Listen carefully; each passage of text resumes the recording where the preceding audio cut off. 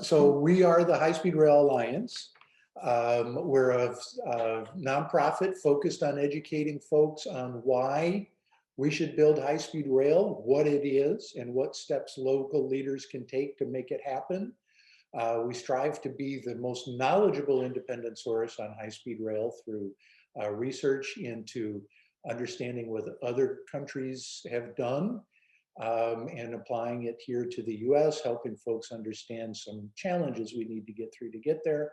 And then we provide people like you with the tools you need to educate your local leaders and your state leaders, whether they be in Madison or Sacramento, and then our federal leaders in Washington, DC. We believe in what we call the integrated network approach, where about 20% new high-speed lines designed for trains going faster than 200 miles an hour really bring in a huge boost of volume to the entire system. And probably about 80% of the network will involve working with the private railroads to run much more frequent service at conventional speeds like 80 or 90 miles an hour, and buses filling in the gaps. And these pieces can be assembled in many different ways, depending upon what your local market is and what the local assets are. We view Chicago as kind of critical to the whole country because you can basically get to anywhere in the country, not as many places, but throughout the country, you can catch a train in Chicago. Chicago is pretty critical to making the whole system work. But from there are probably 4 pie slices. One going to the east on a thing we call the South of the Lake Reroute. Another going to the south to Indianapolis, Memphis, Chattanooga, Atlanta, etc. One going to the west. And then one going to the north towards Wisconsin, Upper Peninsula, and Minnesota. And key to making this work is this critical kind of funnel between Chicago and Milwaukee. So that's why we're very happy to have Ken here today to talk about the Milwaukee area plans are for transit and for passenger rail. But first I want to say, as we're, right now, we're in the midst at the federal level of a big debate over what infrastructure looks like. Very happy to say that most of the proposals so far have had substantial funding for both high-speed, intercity, and commuter rail service. That's exciting. We think that if this is going to be successful, we need to have it be national in scope. We need to be optimistic, knowing that we will be successful in the long run, and think big and plan big, but also find ways we can get immediate wins in 1 or 2 year chunks. And because the private railroads are going to have such a critical role to play in this, we need to figure out how to make this make business sense for the railroads, just like highway contractors make a lot of money building highways. So we soon will be launching a campaign to gather letters of support from around the country. Please stay tuned for that. That'll happen early next week. With that, we will move, and Kevin, please feel free to take it away. Okay, thanks, Rick. And don't worry about the name. You are not the first or the last. It's a word soup created in 1960, and we've been stuck with it ever since. So, well, yeah. At least you're not like the Rockford MPO that has changed its name twice in the last 10 years. So. Yeah, I've talked to my peer there about that, and he's already eager for something different. It was a nice lesson to me that maybe I shouldn't feel so bad about our name. So, Rick, I'm going to check with you quickly that my screen is showing now. Absolutely, yep. Okay, great. So as Rick said, I'm Kevin Muhs. I'm Executive Director for the staff of the Southeastern Wisconsin Regional Planning Commission. And as he said, we serve the Milwaukee area and then everything between Milwaukee and the state line between Illinois and Wisconsin. So I'll start off talking a little bit about who we are as an agency, and then I'll touch on our long-range regional plan, or Vision 2050, which will be the primary purpose of the presentation. And I'm really going to focus on the public transit element of the plan and the relationship between the public transit element and the intercity passenger services recommendations, both bus and rail, in the plan as part of my presentation. So the Regional Planning Commission serves 7 counties. They're on the screen right now: Ozaukee, Washington, Milwaukee, Waukesha, Racine, Kenosha, and Walworth counties. It's the southeast corner of Wisconsin. It's 5% of the state's land area, but about 35% of its people, jobs, and wealth. We have 154 local units of government, cities, villages, towns, and counties within southeastern Wisconsin. We are the area-wide planning agency for southeastern Wisconsin. We were created in 1960 by the 7 counties to look at issues that extend beyond municipal and county borders. So things that impact the entire region.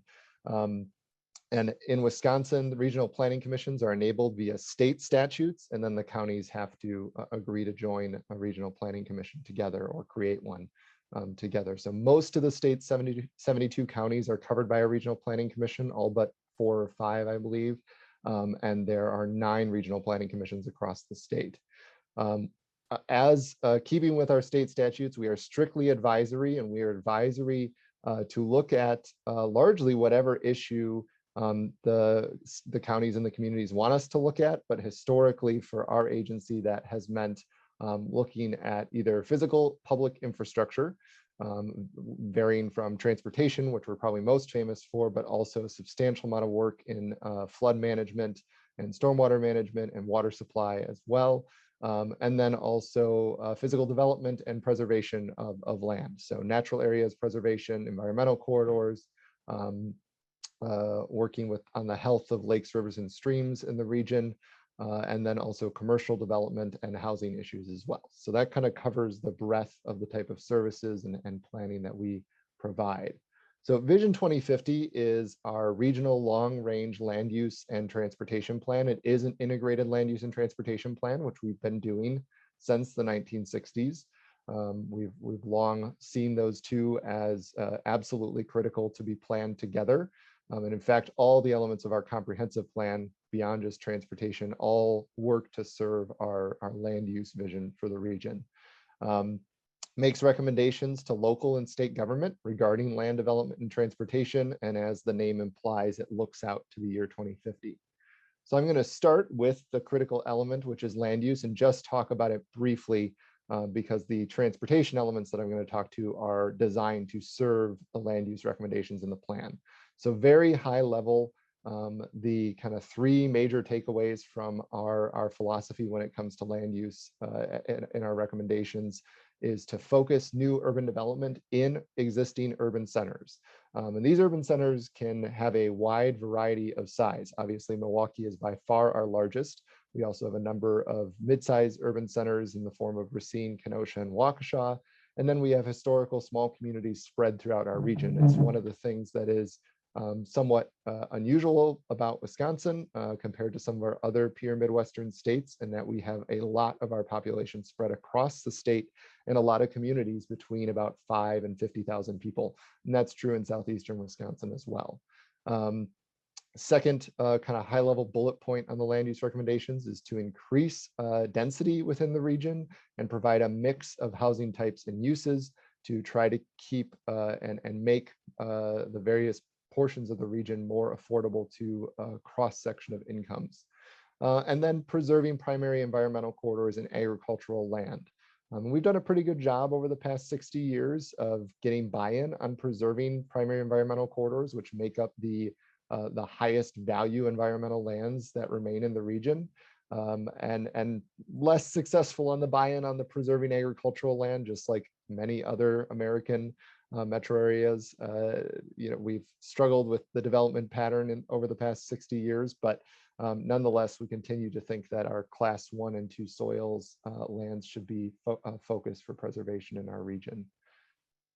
So I'm going to spend a brief amount of time on the transportation, spend quite a bit of time on transportation, but talk briefly about bike ped recommendations and street and highway recommendations, just because those are covered in the plan.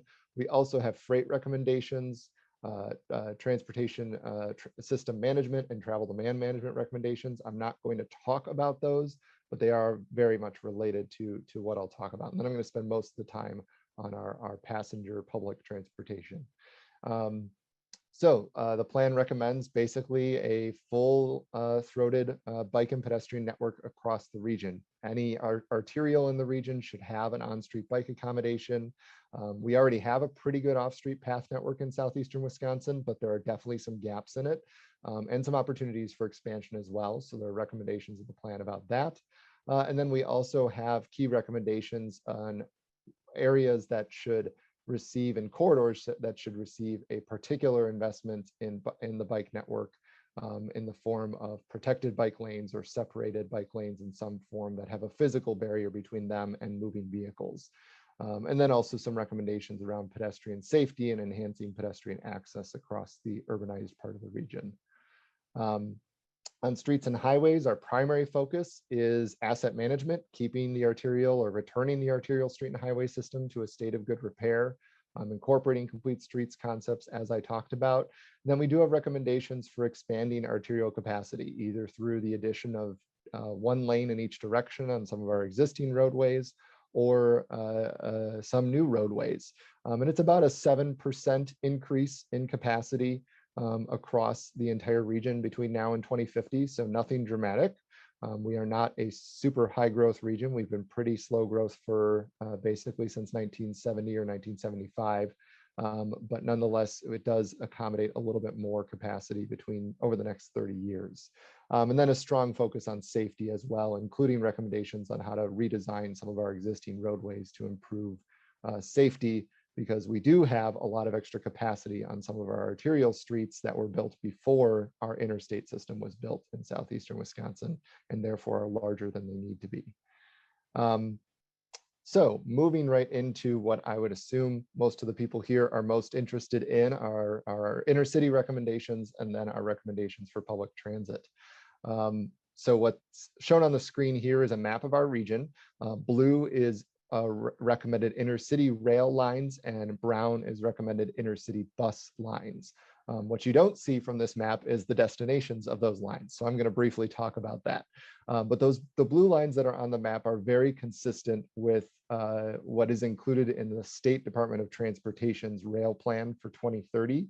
That was the document that was available when we produced our Vision 2050. They are doing a year 2050 update to the rail plan right now, so some of this may change, but we did closely align our effort with what they put in. So starting in the south, kind of at the 6 o'clock from downtown Milwaukee and going straight to Chicago, in blue is the existing Amtrak Hiawatha service. The recommendation for that is to get it up to 110-mile-an-hour speeds and to go from 7 round trips a day to 17 round trips a day between now and the design year of our plan. And then there are 2 lines heading west and then northwest of downtown Milwaukee. The western line is the line to Madison and then on to the Twin Cities, recommended in our plan again for 110 miles an hour and about 10 round trips a day. And then the line to the Fox Valley and Green Bay, which is recommended under the state plan and ours for, again, 110 miles an hour and 7 round trips a day. So that's pretty much the extent of the rail recommendations for intercity passenger rail within the plan. Those of you who are familiar with the Wisconsin State Rail Plan, this will look very familiar. It is, of course, slightly different than the vision Rick just talked about, and I'm eager to have that conversation when we get to it as far as whether or not this is the direction we should be heading anymore.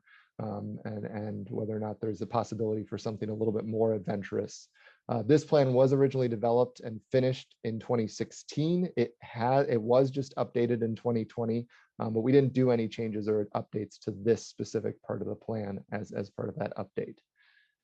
And then I'll talk a little bit about public transit. So And these two things heavily integrate. And actually, I'm going to go back very quickly here, and I recognize this is not the easiest map to see it in the to see this, but the circle that represents a station for both the bus and rail intercity lines in downtown Milwaukee is the existing Milwaukee Intermodal station. And this is really important because it's one of the key locations, not the only location, but one of the key locations that there's an intersection between this broader intercity passenger network and the regional public transit recommendations. So the public transit recommendations in our long range plan are kind of focused on two things. So one, reducing travel time for people who use our public transit system in southeastern Wisconsin, and extending where they can get to with our public transit system in southeastern Wisconsin.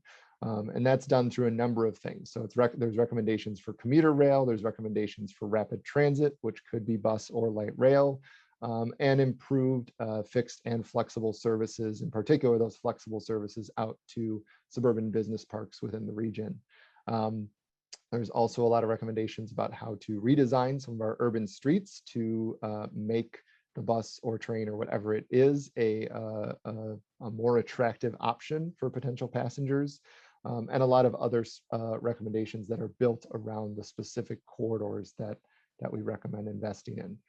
And so I'll talk a bit about those corridors. So what is shown on this map is the lines that are recommended in the plan. It isn't the easiest map to look at this scale. I recognize that, especially for those of you who may not be familiar with the metro area. So I'll try to give you a little bit of context. So again, if you look actually on the left side of the map, there's that inset box, and you can see the circle kind of outlined in that gold orange.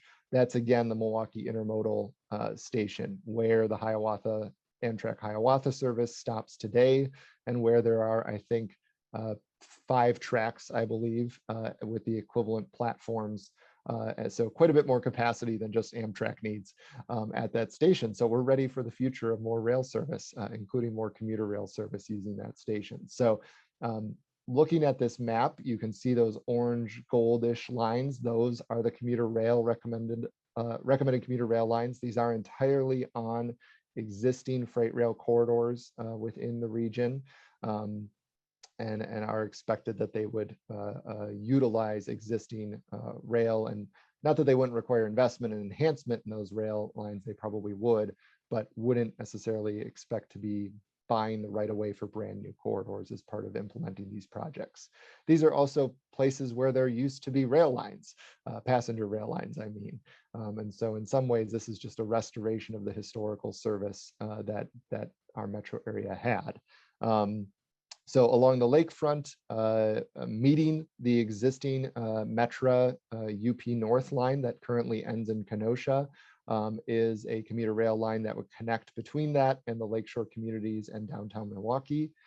That line could also operate further to the west, and we have 3 different kind of western termini and service areas in our commuter rail network. One along the 30th Street Industrial Corridor, serving kind of the historic center of the city of Milwaukee, and then further west out into Lake Country through the center of Waukesha County into the western edge, and then also connecting to downtown Waukesha. And then the other key piece of these recommendations are in purple, and those are the rapid transit lines. Those are largely within Milwaukee County. The concept there is to form somewhat of a grid, and they're largely based on the existing bus network and the highest performing bus routes in the existing bus network, while trying to provide people with an opportunity for all-day service that shows up every 10 minutes or better for much or all of the day, and is quite a bit faster than our existing bus service in the county. We do have pretty robust bus service within Milwaukee County currently, but it isn't very fast. It's almost all local service. In fact, the east-west bus rapid transit line, which would connect downtown Milwaukee to the regional medical center, which is on the western edge of the county, just broke ground within the past month. And that project is kind of the first phase of implementing the full 8 to 10 corridors we have in our long-range plan, and getting the core of the current local transit network up to speed and much faster. So with that, I'm going to talk a little bit about the why, and then I'm going to open it up to questions. I'm going to try to keep this pretty brief here. So one thing of note is just that we have a huge shortage between what we're recommending for our transportation network in southeastern Wisconsin and what we would and our current funding. So there's a big gap there. And specific to public transit, what's on top there is what we expect would be required, an average annual millions of dollars, 2019 dollars, versus on the bottom, what we currently have available from existing funding sources. And so if you look, you can quickly glance and compare that 486 to that 233 and see that we have about a $250 million gap between what we will need to implement our long range public transit element of the plan and what we currently have today. And so that's important because this is where we think we're going if we don't find more revenue sources. And that could include federal, but in Wisconsin, it particularly focuses on the state. Wisconsin has a somewhat unique approach to local governments in general, in that the state government essentially prevents local governments from raising additional revenue. They're not allowed to increase sales taxes, have income taxes, anything like that. They're also not allowed to increase property taxes at any significant level, which is the primary way that local governments fund themselves in Wisconsin, is the property tax. In addition, we don't have regional transit authorities or any authorization for regional transit authorities. The state legislature also prevents that. And so, or existing state statutes, which the current legislature doesn't plan to change, prevent that. And so because of that, there's no way to raise any revenue for public transit other than identifying ways to raise revenue for the local governments that currently own all of our public transit services. And so this is where we think we're going to head between now and 2050. And I'll just flip back quickly here. That's compared to where we would like to be. So substantially less transit service. The only real substantial enhancement in transit service that's included in this plan is that rapid transit line in purple, and that is the line that's currently under construction. Otherwise, we're expecting we'll be reducing transit service between now and 2050 by about a third. We've already lost 25% of our transit system over the past 20 years. So since the year 2000, which was its most recent peak in service.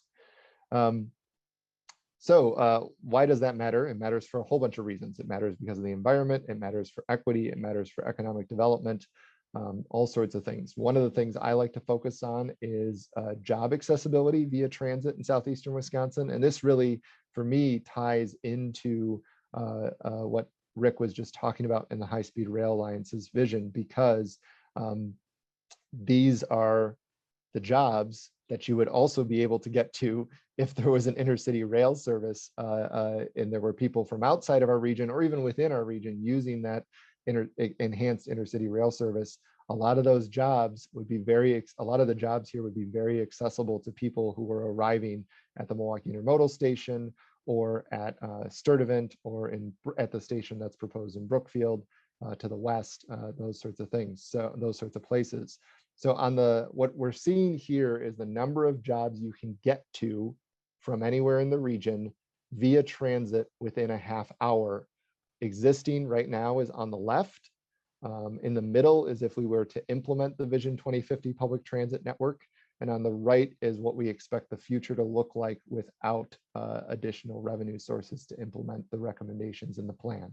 And so you can see that huge gap in the usefulness of the public transit network. And therefore, as Rick talked about, with 80% of that envisioned network relying on enhancements to existing services and the feeder effect of public transit interacting with the intercity rail network and the high-speed rail network, just how much less you could get to if all of these things don't work together. If we don't make the investments in intercity rail that we would like to see, and if we don't make the investments in our public transit network that people would rely on to be the first or last several miles of their journey on any sort of high-speed or intercity rail line. So that's pretty much what I had for today. I do have a few more slides that I'm not going to include unless a question comes up that they will help answer.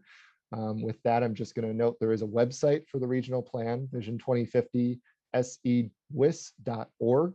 There are interactive maps. So if you saw something interesting and it was far too tiny on the screen and you want to go zoom in on it and take a look, you can do that at that website, and of course, more detail about the plan. So with that, thanks. Excellent. Thank you very much. You know, I want to start in a different direction, because those charts you had about the need versus the projected revenue really, one of the reasons I'm in this is because of the financial impact that our highway network is having on our communities.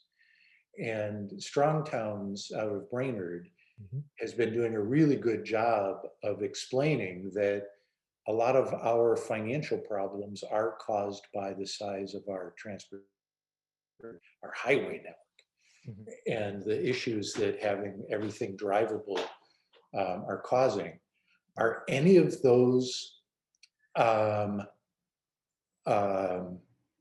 discussions happening in your region at all about maybe the highway network is too big? I mean, are they happening? Yes. Are they happening among the people who make those decisions? Not necessarily. And so, you know, that is part of the reason that we have such a focus on public transit investment in the regional plan, is because of the fact that it enables the historic growth pattern of Milwaukee to work economically, and what we would expect and what we recommend is the future growth pattern, which is a lot of infill development. It enables it to work. If you rely on the car to serve that type of development solely, it gets too expensive, as Strong Towns talks about, or Donald Shoup would talk about, with the high cost of free parking and those types of things. So really the land use pattern that we recommend in the region requires having a substantial public transit network to serve it, to enable a lot of what Strong Towns talks about. I will say that we probably, we don't necessarily have exactly the same view that Strong Towns has regarding the whole transportation network. What we've seen in our region is that we don't have a need for a ton more space for streets and highways, just given our growth levels and the demands. But there is, you know, the overwhelming majority of people in our region drive. There is plenty of political pressure to make sure that congestion is as low as possible. And so, yeah, there's a tension there, absolutely, within our plan. And our plan is a little bit of all things to all people. So both modes are thrown in on that.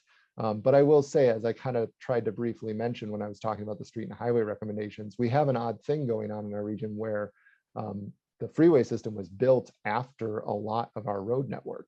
And so the road network has a lot of boulevards on it and other multi-lane roadways that just don't make sense anymore, because that traffic is on the interstates. And so it encourages a lot of speeding, it encourages a lot of reckless driving. It's a real safety hazard.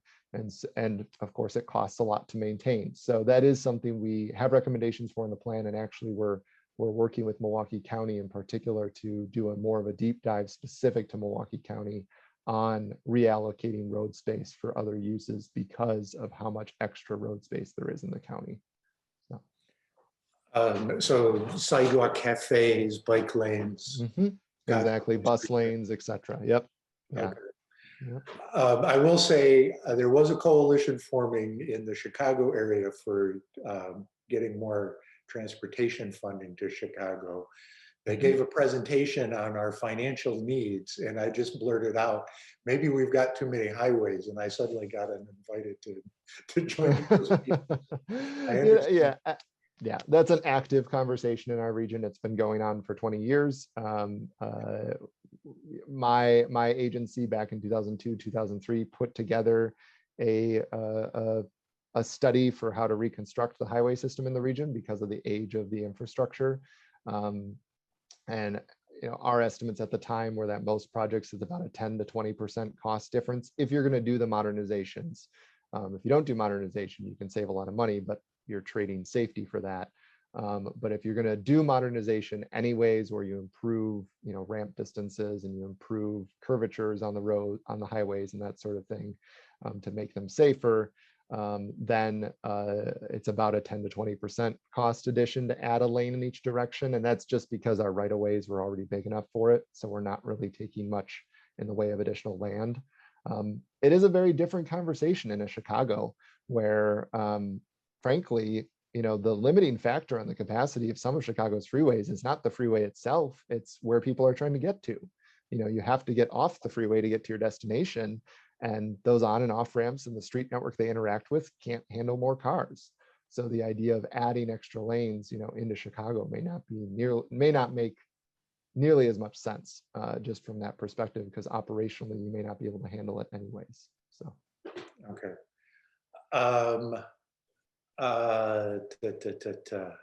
Let me see what kind of questions we have here. Sure. I think you answered this, but just to clarify, there's a question, why doesn't the plan show service on the KRM network? Yep, yeah, and it does, and that was probably before I showed this map here.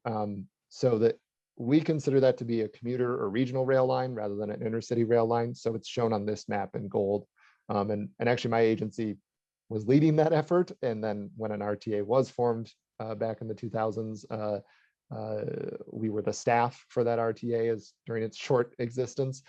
So yeah, we very much think that the KRM line should be implemented. So. And I saw a really exciting proposal from a private company about overlaying a fast DMU service on top of the UP North and running it all the way between Chicago and Milwaukee, with mixing it in with the existing UP North schedule. Is very exciting. And Metra just introduced a new schedule on the UP North, which is starting in that direction. So maybe we can get a discussion started again about that. Yeah, yep.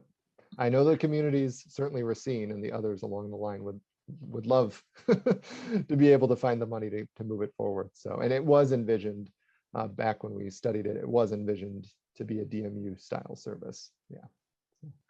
Excellent.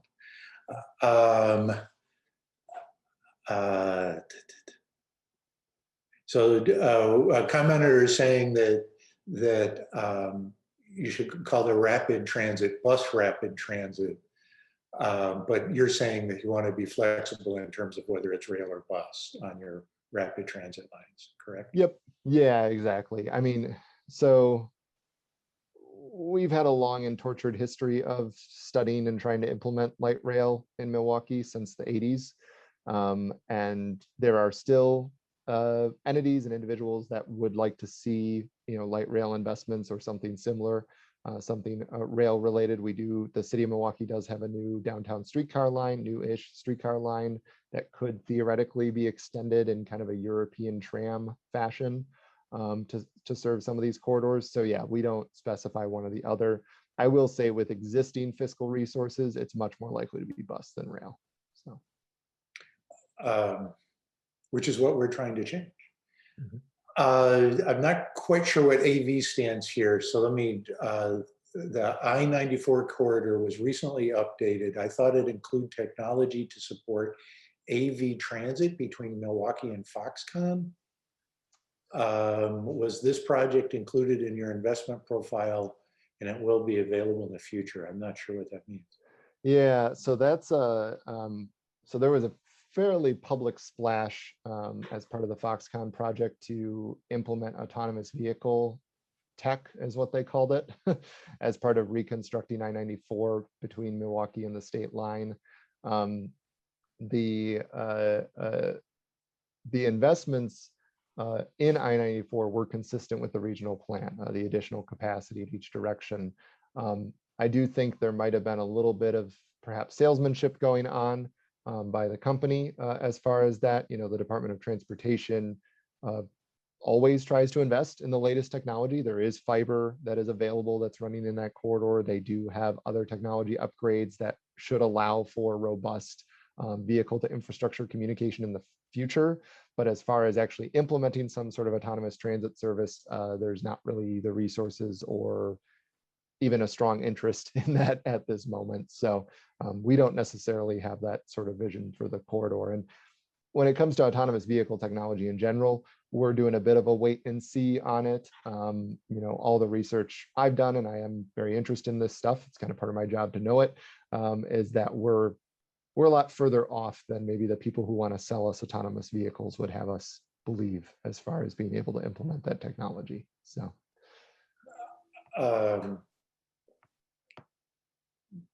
Yes. And if you just dug a narrow bore tunnel and had Tesla 3s in it, everything would be solved, right?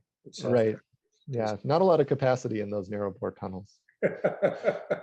but it's incredibly high tech. Yeah, yeah.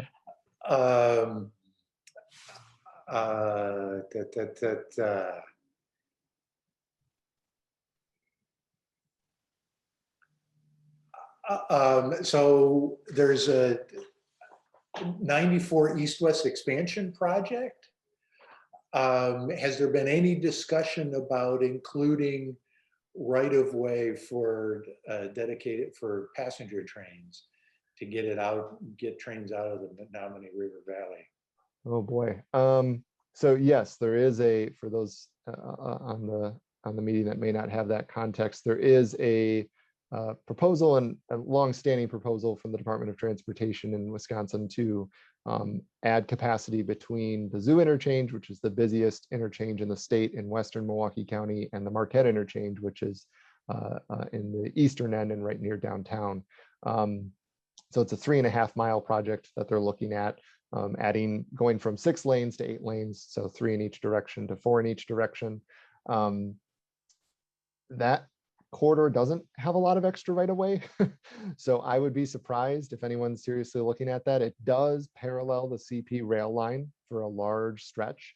And in fact, for the transit nerds that might be on the call, that interstate actually occupies a former interurban corridor, which is a real tragedy that the interurban corridor is gone between Waukesha and Milwaukee. Yeah, so the rail line is right there. I don't think there's any plan. There is a substantial difference in elevation between the interstate, the land the interstate is on, and where the rail lines are. So that might prove a challenge as well. But I haven't seen anything like that. Okay.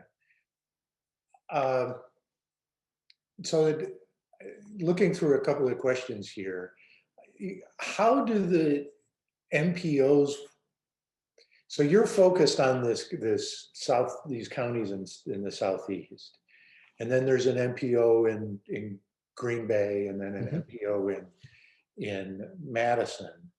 Now, if the 3 of you decided you wanted passenger trains connecting those 3 regions, what tools do you have to work together to either help facilitate it or to persuade the Wisconsin Department of Transportation to make it happen? Well, so I guess what I would say when it comes to that is the Department of Transportation is not opposed to, and in fact, it's their rail plan that has recommendations for intercity rail between the Fox Valley, Green Bay, Madison, both connecting to Milwaukee, and then Chicago and the Twin Cities. And so in Wisconsin, we have a fairly unusual situation, as I understand it anyways, wherein our state budget, which happens every 2 years, is extremely prescriptive towards our Department of Transportation. So they cannot, unless they're given permission by the state legislature, they really can't move money between different types of projects. And so they don't have the flexibility as staff at the Department of Transportation. They don't have the flexibility that federal law allows them to flex between different project types. And so that is a real limiter on the ability of anybody to get this stuff done. But that being said, I think if the three MPOs that you mentioned, if we got together, and actually there's another MPO in between us for the Fox Valley cities like Appleton and its neighbors.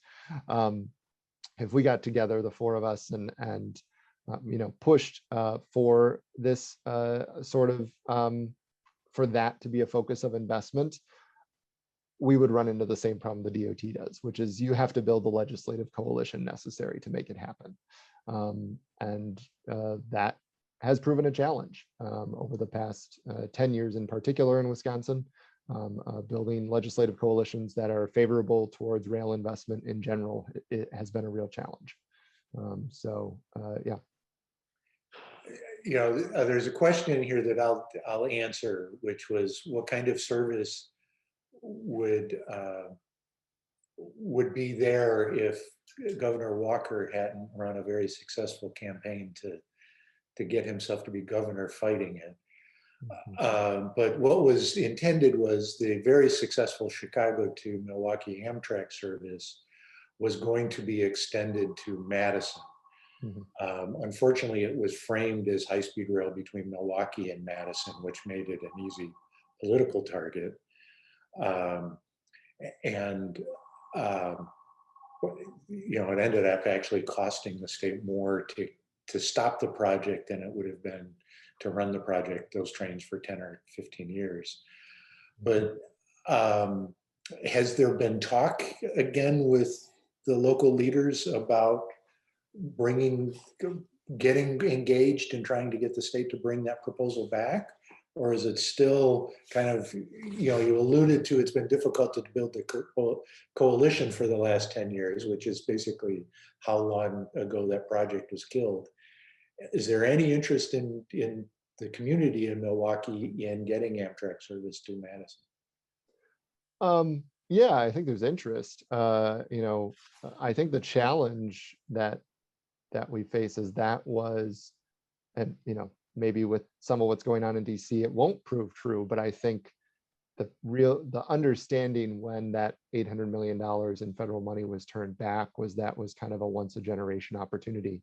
And so the interesting thing about Wisconsin, and the reason we were ready for that money, is that Wisconsin, under Tommy Thompson, the governor, before there was a governor for 2 years, his lieutenant governor, but before Doyle, who was the one who received that grant from the Obama administration, Governor Tommy Thompson, a Republican, had set the state up by doing a lot of that work for a shovel-ready project, doing that engineering and design. And he had gone to US DOT for years and said, if you give us the same deal you give us on highways, we'll build this, which is 80% federal funds, 20% state.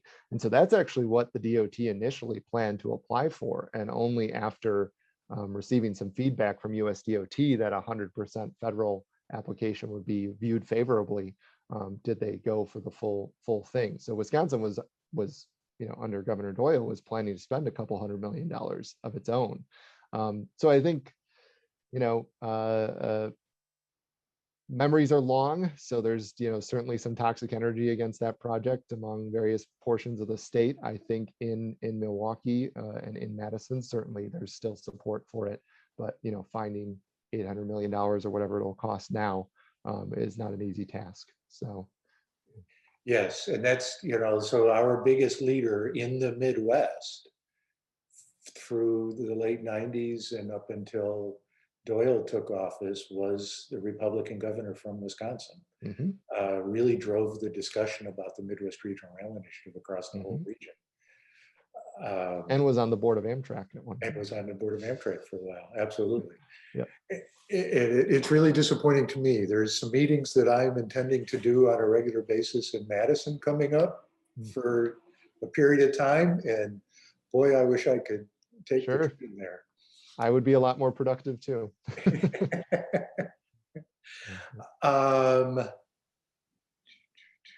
Let's see what else we've got.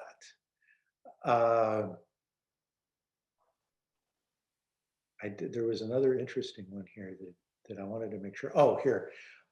So there's been a lot of talk about tying real estate development and transit-oriented development together to help fund transit and passenger rail. Are there any initiatives in your region for doing that? Um, a little bit. So again, we're kind of getting into the powers that governments do or don't have. And again, in Wisconsin, there's local governments are somewhat limited.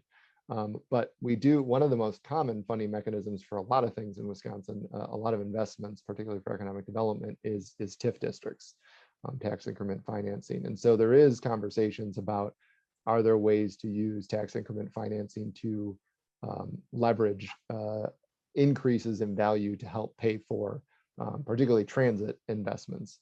And so, yeah, that's definitely a conversation. There are entities that are exploring it. I think one of the challenges with that is usually you're going to actually back those with your general obligation bonds so you can get the best rate possible. And sometimes the geo bonding caps that various communities face can be pretty low. And so even though you're expecting new development and you think it will happen and it will be at least partially triggered by this transit investment, the guarantee you take to the bank may not be big enough for that. And so that for the actual investment. And then the other thing, and as I tried to allude to when I was talking about financing our transit systems, is that actually operations is one of our bigger challenges rather than capital. And so even if you can solve the capital problem, finding operations is a real challenge. And that's, for our area, the COVID relief bills, the 3 COVID relief bills with that included transit operating dollars for large operators were transformative. And that would be, from our perspective, an incredible direction for the feds to go, is to switch from primarily focusing on capital investments for transit and instead focusing federal dollars on operating assistance. Because of things you just like what you just mentioned with creative financing opportunities, we could probably come up with a lot of capital money. It's just we have no way to pay for the continued operations without additional assistance. So, when you mentioned general obligation bonds, I've not been able to prove this, but I ran into an old timer who had done a lot of research into how to make passenger trains work before he died. And he said that one of the reasons the initial national highway network, the US highways, not the interstate highways, a lot of those were built along railroads because the local communities used general obligation bonds to fund the construction of them.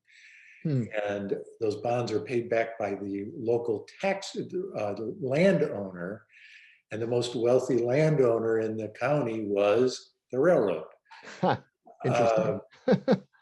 So, another nail in the coffin of the idea that user fees pay for highways. Yeah, okay, interesting. Huh. Yeah, I definitely wasn't aware of that, but interesting. I believe it to be true. I've not been able to find any evidence of it other than that point, but it sure seems like a coincidence. Yep. So one question, and then we'll get specifically to high-speed rail. Rick, do you want me to stop sharing my screen? Yeah. Before you go? Okay. All right.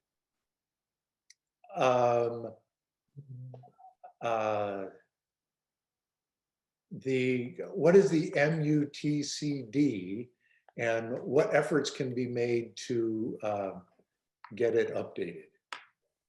Oh, geez, manual on uniform traffic control devices. And that is essentially the Bible that engineers, traffic engineers in particular, use to determine the everything related to the roadway. Signage is a big one there.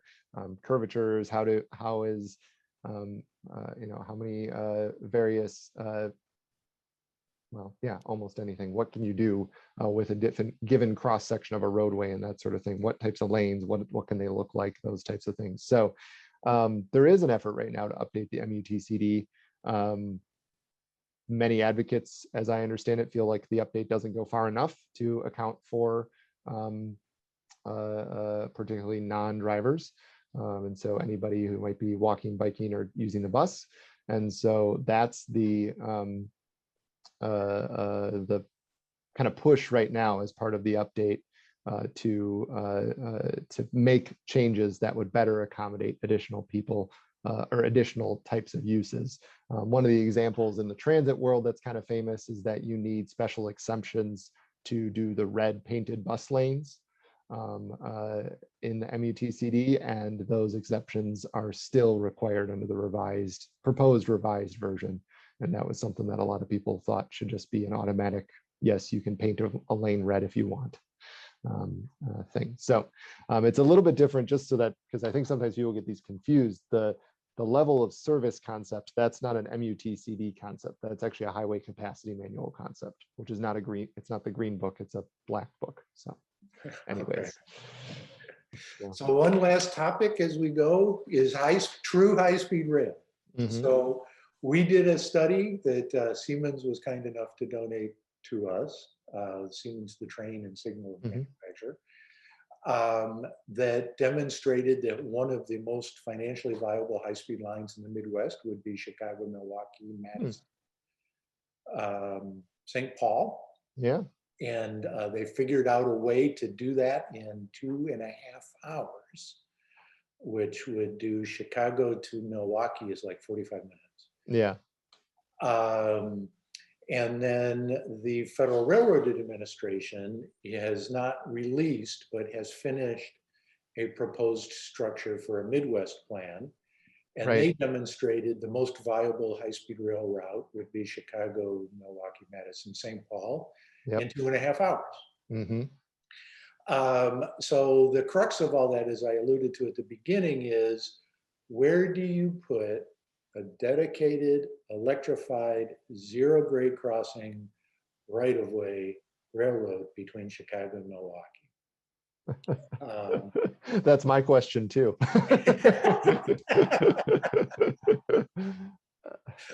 Well, there are a couple of options, and I won't get into them here, but it seems like the easiest from a building perspective is to persuade the UP and the CP, so Union Pacific and Canadian Pacific, to share tracks on the Union Pacific owned line that is between the lake, not the UP line on the lake, but the one almost exactly parallel and next to the CP line.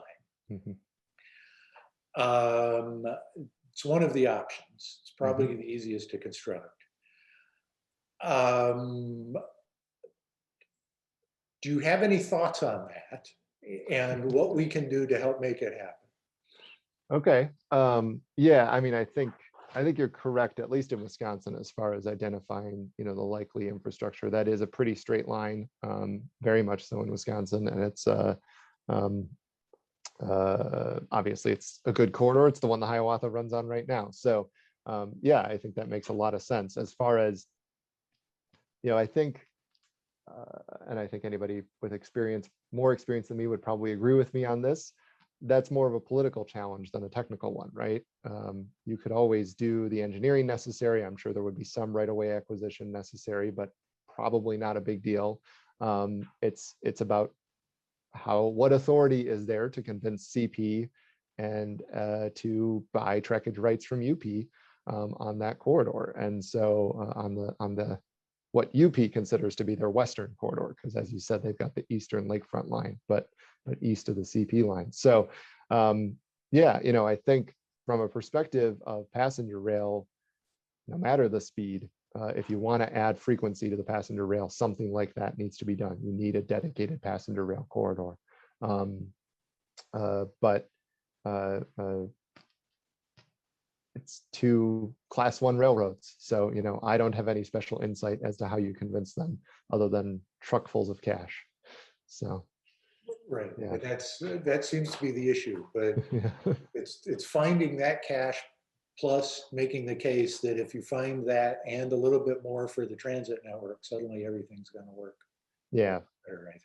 Yeah, and that's a lot. That is an extreme political leap for a lot of individuals, certainly in our state. I do have a question about that from a technical perspective, though.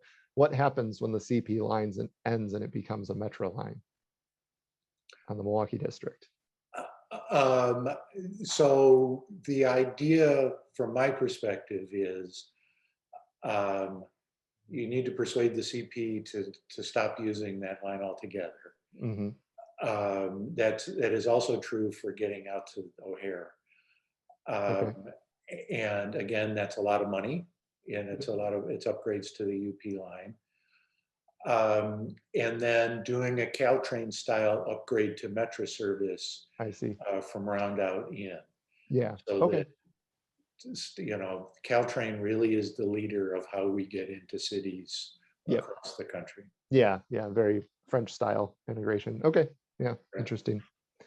So that means upgrading service, electrified service to Fox Lake as well. Yeah. Yeah. But as you pointed out, to emphasize, even to add more frequencies, something like that's going to happen, even if it's diesel trains at 90 miles an hour. I don't think you get a lot more frequency without separating passenger and freight. So. Yeah, I mean, the lesson from the expansion of frequency that WISDOT and Illinois DOT are still working on, but on the Hiawatha going from 7 to 10, that was $200 million just for 3 more round trips, which is, I don't want to say that's not worth it. It's it's a good expansion of service, but that is a lot of money for just 3 more passenger trains. So, or trips. So, yeah. I do question how much further we can go down that path. Yeah, and I'd rather start the conversation now about how do we find more than that and get to hourly service. Let's get that discussion now. Start it now. So, sure. And I think that answers the last question about IDOT retrenchment over Hiawatha expansion. And I do not have insight into that. You will have to. Yeah, I think you probably will have to talk to the secretary of IDOT for that one. Indeed. So we're at the top of the hour. Thank you again, Kevin, for being with us today. I really appreciate that. For you on board, if you liked this discussion, please go to highspeedrail.us and hit the donate button. So that we can continue to have these. And thank you again for joining us.